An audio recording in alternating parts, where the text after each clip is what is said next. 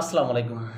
রাজধানী ঢাকাতে খিলক্ষেত অঞ্চলে হিন্দু ধর্মাবলম্বী বা সনাতন ধর্মাবলম্বীদের একটা অংশ গিয়ে রেলওয়ের যে জমি সেখানে তারা একটা মন্দির বা এখানে বলা হচ্ছে দুর্গা মন্দির স্থাপন করেছেন। এই দুর্গা মন্দিরটা যদি প্রয়োজন হয় রেলওয়ের জমি রেলওয়ে যখন তখন নিতে পারে, কেননা রেলওয়ের জমি বা কারো জমি কেউ দখল করে রাখতে পারে না। হোক সেখানে মন্দির হোক, হোক সেখানে মসজিদ হোক, সেখানে কি প্যাগোডা যেটাই হোক।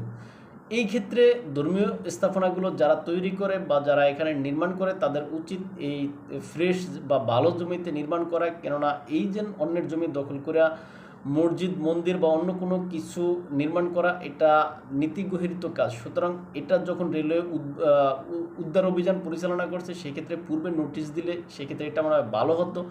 যে বিতর্ক বর্তমানে ছড়াচ্ছে এই বিতর্কটা ছড়াতো না, আর এই বিতর্কটা ছড়ানোর কারণে আমাদের সমাজে হয়তো বিশৃঙ্খলা দেখা দিচ্ছে, আর এই বিশৃঙ্খলার কারণে আন্তর্জাতিকভাবে আমাদের দেশের মান ক্ষুণ্ণ হচ্ছে।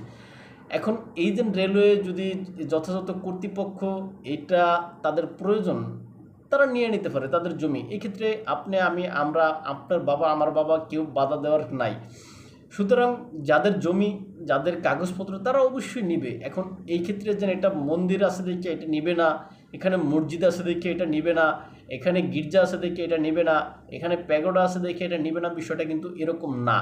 এখানে মন্দির থাকলেও এটা ভেঙে নিতে হবে, এখানে মসজিদ থাকলেও এটা ভেঙে নিতে হবে, এখানে যদি প্যাগোডা থাকে তাও ভেঙে নিতে হবে, এখানে যদি গির্জা থাকে তাও ভেঙে নিতে হবে যার জমি তার দখলে।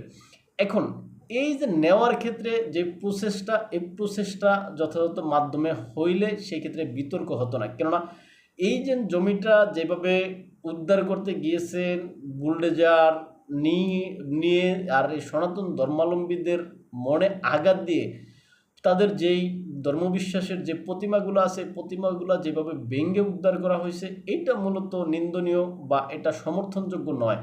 কেননা এখানে যদি রেলওয়ে কর্তৃপক্ষ পূর্বে কোনো নোটিশ জারি করত, তারপরে নোটিশের আলোকে নির্দিষ্ট সময়ের ভিতরে যদি এগুলা না নিতেন বা না সরাইতেন বা এই জমির দখল না ছাড়তেন, তখন রেলওয়ে কর্তৃপক্ষ এইভাবে ভেঙে চুরে যদি প্রতিমাগুলো ভেঙে চুরে যদি এটা দখল বা উচ্ছেদ করতো সেই ক্ষেত্রে কারো কোনো অভিযোগ থাকতো না।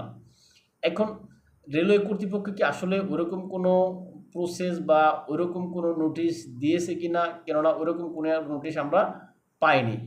এখন যারা এই উদ্ধারের জন্য যেই এখানে অনুমতিটা দিয়েছেন তারা হয়তো এইভাবে ভাবেননি, কিন্তু তাদের এটা ভাবা উচিত ছিল, যেহেতু এটা একটা ধর্মীয় স্থাপনা, যে ধর্মেরই হোক তাদের ধর্মীয় স্থাপনা। সুতরাং এই সমস্ত সেন্সিটিভ কাজগুলো করার ক্ষেত্রে যে সমস্ত ব্যক্তিগণ মানে দায়িত্বে থাকেন তাদের এই বিষয়গুলো একটু গুরুত্ব সহকারে নজর দেওয়া উচিত, কেননা এইরকম ছেলে মানুষই করে কোনো গুরুত্বপূর্ণ স্থাপনাগুলো, বিশেষ করে আপনি মন্দির বলেন মসজিদ বলেন এখানে গির্জা বলেন বা প্যাগোডা বলেন, যে যেটি বলেন না কেন এই সমস্ত বিষয়গুলো সেন্সিটিভ। সুতরাং এই সমস্ত বিষয়গুলোতে যখন কোনো উদ্ধার অভিযান বা কোনো উচ্ছেদ অভিযান করতে যান সেক্ষেত্রে খুবই সতর্কতার সাথে করতে হয়, কেননা এগুলা যার যার ধর্মের তার তার ধর্মবিশ্বাসের সাথে তাদের অন্তরের সাথে এটা একটা রিলেটেড। সুতরাং আজকে যদি আপনি কোনো মসজিদ ভাঙতে যান সেক্ষেত্রে দেশের সকল মুসলিম সম্প্রদায় মিলে আপনার বিরোধিতা করবে।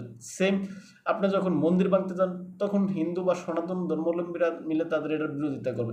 আপনি যদি গির্জা ভাঙতে যান সেক্ষেত্রে সকল খ্রিস্টানরা মিলে এটার বিরোধিতা করবে। সুতরাং যার যার ধর্মের বিষয়টা তার তার মতো ছেড়ে দেওয়া উচিত। এখানে এই বাড়াবাড়িগুলো না করে সঠিক প্রসেসে করলে হয়তো বা এটা এরকম বিতর্ক সৃষ্টি হতো না।